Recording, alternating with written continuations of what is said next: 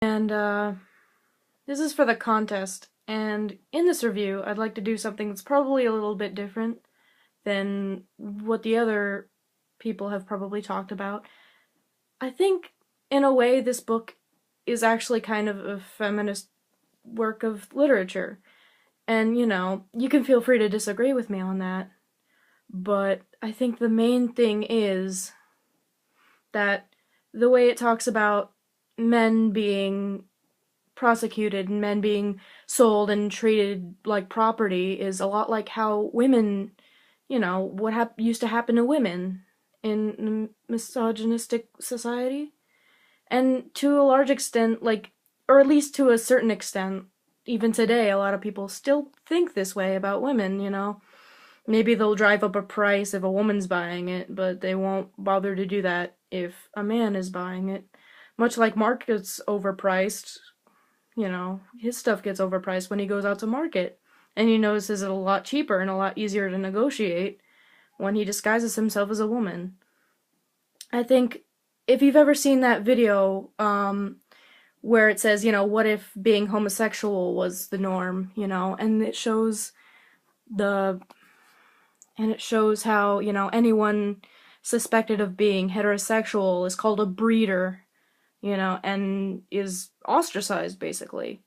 It says, what if? How would you feel if you were treated this way? How would you feel if you had to live this every day of your life? And I think, this is sort of doing this, in terms of gender. Instead of it being misogynistic and women are treated as properly, because men, and even a lot women to a big extent have been reminded that over and over, and we see it over and over, and we think, yeah, well, that happened, that still happens, whatever. We get, we desensitize to it. And I think this is a good way of showing, what if it was the other way around? What would you do then? How would you feel? And I think that's a good opportunity to reflect in and see how, desensitized we are to a lot of biases that we have in our society. Much like the video, I can't remember what it's called, but much like that video had to do with, what if being heterosexual was considered dirty or, sinful or anything like that. What if, what if there was an absolute matriarchy and men were seen as objects?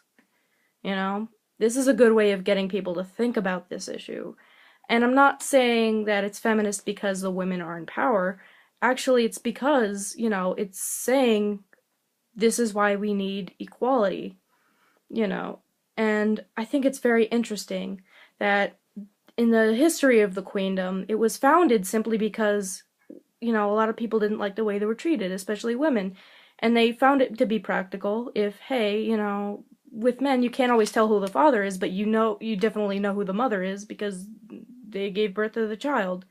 And so it was a means of practicality, But after hundreds of years, it turned into, at first it was like, oh, well, men can't do this now. Oh, well, now they can't do this. And now they're seen as property, and they cannot own property, and they are not rightful citizens. And I think that also kind of shows the cycle that a lot of revolutions go through. Whereas, there's a tyranny, there's the higher class, it's tyrannical, it's this, it's that, and the lower and middle classes, are fed up. And a lot of times for good reason. And I'm not saying that there shouldn't be change, but the middle class often, grabs the reins and leads the revolution, only so that once, the higher classes are knocked off their horses and taken out of power, then the middle class put themselves there, and though things are good for a while, like they were with that queendom, things tend to go downhill, and and the middle class, the old middle class, becomes just as bad as the original higher class people were. And it's even mentioned in George Orwell's 1984, which is another dystopian book, obviously, and I think it's a good reminder that even though sometimes we do need change, that we need to keep these things in check, and we should check to see that, we think, oh, just the little things, well, if I just, make a racist joke, that doesn't mean I'm racist. No, but, it still means that you're perpetuating it. You're saying that's normal. You're saying, the discrimination is funny, and that might not be what you intend, or if you make a sexist joke or a homophobic joke or whatever, but it normalizes it and it desensitizes and says, hey, it's normal, it's funny. I find the shit you have to go through every day to be hilarious.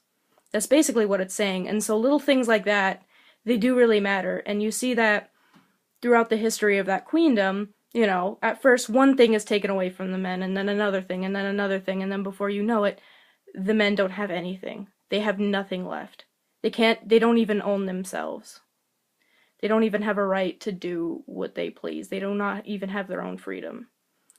And, and it even shows the neighboring country is sort of a misogynistic place, and they're using the anger, the righteous anger of many of the men from the queendom.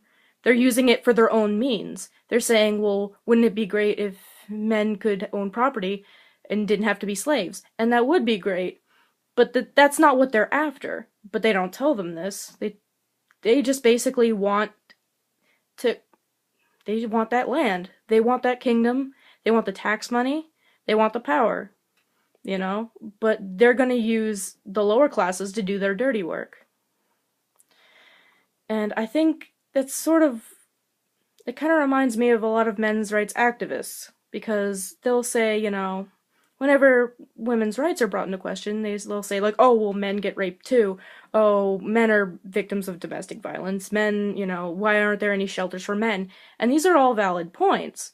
That stuff might not happen as quite a higher rate as with women, but it's still very important.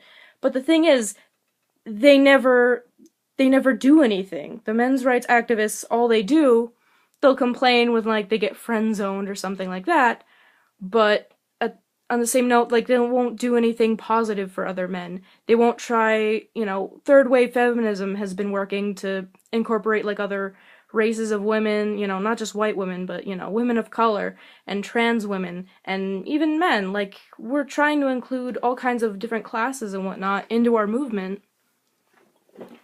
But, with the men's rights activists, I find that a lot of them, they never raise money to build shelters, for battered men. They never work for, to stop homophobia against gay men. They never work for trans men's rights. They never do any of that. They just want to complain. They don't realize what feminism is really about. And even if they do, it scares them. They think, why should I look at women in any way than I already do? And this is really problematic. And I'm not necessarily saying that they are intentionally sexist or, that. Misogyny is very ingrained in our culture, just like misogyny is in the queendom, Even to a certain extent, in our culture, women are objectified. We're seen as, an object, as like a hood ornament, if you're not pretty or if you don't have a boyfriend and this, you need a man to complete you because, you're not good enough on your own. This might not be what people mean, but it's basically the message that society sends. If you don't have a boyfriend or a husband or whatever, then what are you doing?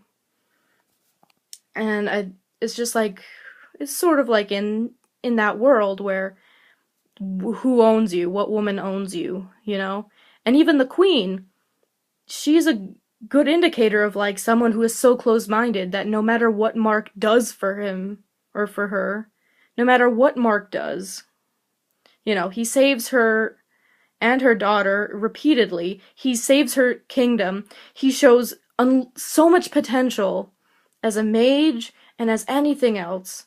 But she still sees him as property. She is never grateful for what he does. She only sees it as, well, I bought you. You are my property. You're mine to control. She's always ungrateful, and it doesn't matter what he does for her. She feels like she's entitled and that she has a right.